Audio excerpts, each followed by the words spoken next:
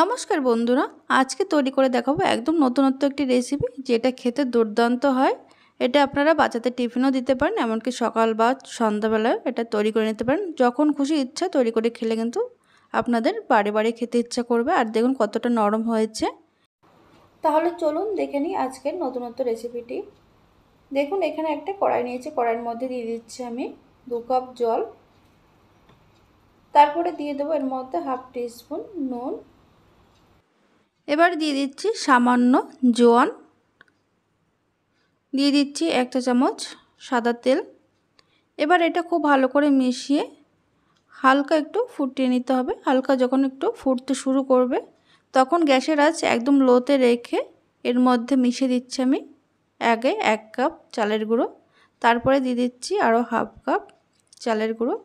এখানে আমি 2 কাপ জলের জন্য 1.5 কাপ চালের গুঁড়ো নিয়েছি। এবার লো আঁচে রেখে এটা সঙ্গে সঙ্গে কিন্তু খুব ভালো করে মিশিয়ে নিতে হবে। এর মধ্যে যেন কোনো দানা দানা ভাব না থাকে, একটা স্মুথ একটা ডো তৈরি হবে।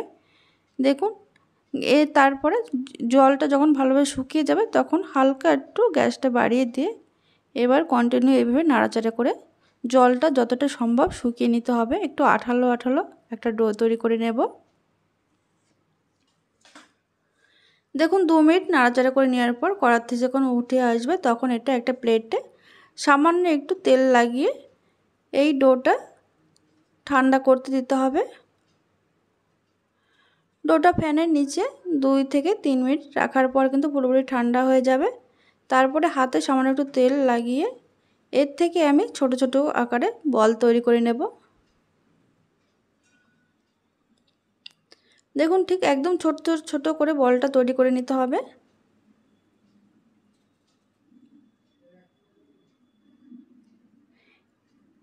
এটা কিন্তু পুরোপুরি ঠান্ডা হওয়ার পরই তৈরি করতে যাবেন, না হলে কিন্তু গরম অবস্থায় করতে গেলে কিন্তু এইভাবে গোল হবে না আর ভেঙেও যাবে।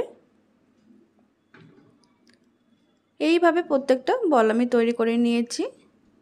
এবার এইগুলোকে ভাপানোর জন্য দেখুন এখানে একটা ছিদ্রযুক্ত থালা, তাতে সামান্য একটু তেল লাগিয়ে নিচ্ছি।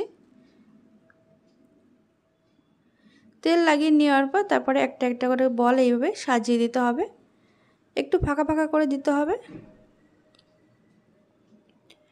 দেখুন বলগুলো সাজিয়ে নেওয়ার পর এদিকে কড়াইতে 1 কাপ জল দিয়ে তার মধ্যে একটা ছোট্ট স্ট্যান্ড বসিয়ে দিয়ে এবার থালাটা দিয়ে দিলাম। তারপরে ঢাকা চাপা দিয়ে গ্যাসের ফ্লেম মিডিয়ামে রেখে এটা 7 থেকে 8 মিনিট ভাপিয়ে নিতে হবে।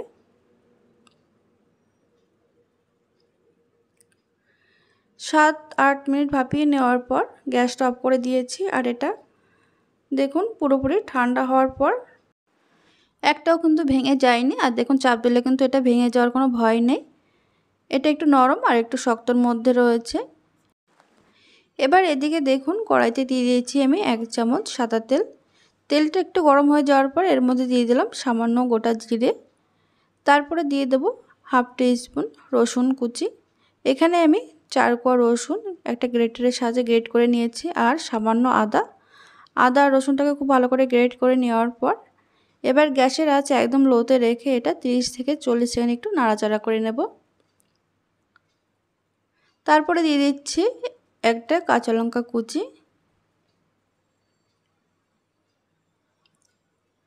আরও 10 থেকে 15 সেকেন্ড নাড়াচাড়া করে নেওয়ার পর এবার এর মধ্যে দিয়ে দেব একটা মিডিয়াম সাইজের পেঁয়াজ কুচি।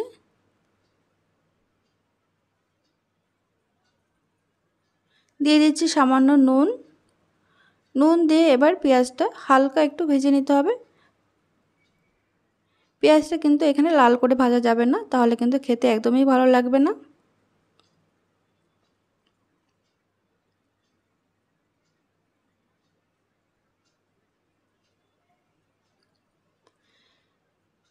দেখুন 30 থেকে 40 সেকেন্ড পেঁয়াজটা ভেজে নেওয়ার পর এবার যে ভাপিয়ে রাখা বলটা এর মধ্যে দিয়ে দিলাম।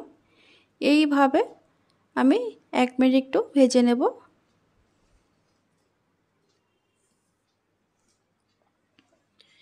এখানে যদি একটু শুকনো মনে হয় তাহলে কিন্তু আপনারা এখানে 1 থেকে 1.5 চামচ জল একটু মিশিয়ে নিতে পারেন।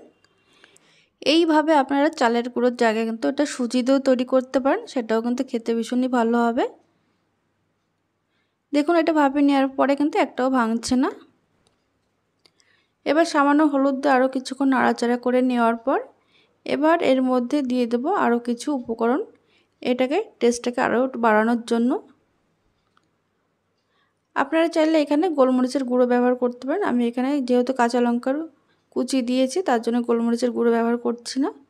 এবার এর মধ্যে দিয়ে দিলাম আমি 2 টেবিল চামচ টমেটো সস, দিয়ে দিচ্ছি সামান্য সয়া সস, আর দিয়ে দিচ্ছি 1 টেবিল চামচ রেড চিলি সস। সস দিয়ে আবারও খুব ভালো করে নাড়াচাড়া করে মিশিয়ে নিতে হবে।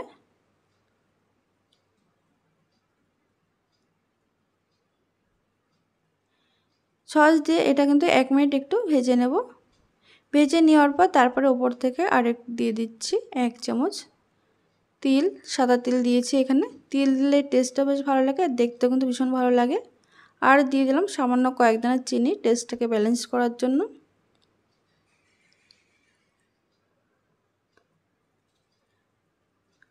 সাদা তিল দেওয়ার পরে আরও 30 থেকে 40 সেকেন্ড একটু হালকা করে ভেজে নিতে হবে মিডিয়াম আঁচে, লো টু মিডিয়াম আঁচে ভাজবো। দেখুন এটা কিন্তু ভাজা হয়ে গেছে। এবার একটা প্লেটে নামিয়ে নিচ্ছি। এটা কিন্তু সারা দিন একই রকম নরম থাকে, খেতেও কিন্তু দুর্দান্ত হয়। আপনাদের যখন মন চাইবে তখন এটা বানিয়ে খেয়ে দেখুন, আশা করি ভীষণই ভালো লাগবে। তাহলে বন্ধুরা আজকের এই রেসিপি যদি ভালো লেগে থাকে তাহলে লাইক কমেন্ট শেয়ার করতে ভুলবেন না, আর চ্যানেলটিকে সাবস্ক্রাইব করে পাশে থাকবেন।